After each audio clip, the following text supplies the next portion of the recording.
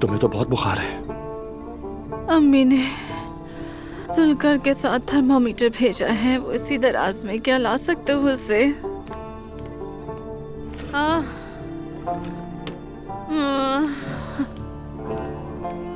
उफ उफ उफ, उठ के बैठो नूर।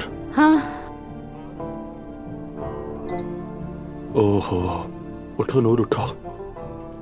चलो कहाँ? चलो, हमें डॉक्टर के पास चलना होगा। तुम्हें बहुत ज्यादा बुखार है। चलो उठो। मैं नहीं जा सकती, मुझसे नहीं चला जा रहा। नहीं, ये सिचुएशन ऐसी नहीं है जो दवा से खत्म हो जाए नूर। चलो तैयार हो जाओ, उठो उठो उठो उठो उठो। चलो शाबाश, हिम्मत करो, चलो शाबाश। थोड़ा सा पानी पी लो।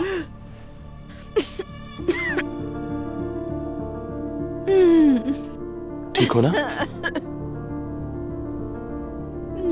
चलो आओ हॉस्पिटल चलते हैं, चलो। पहले तुम चेंज करो फिर चलते हैं। हाय अल्लाह।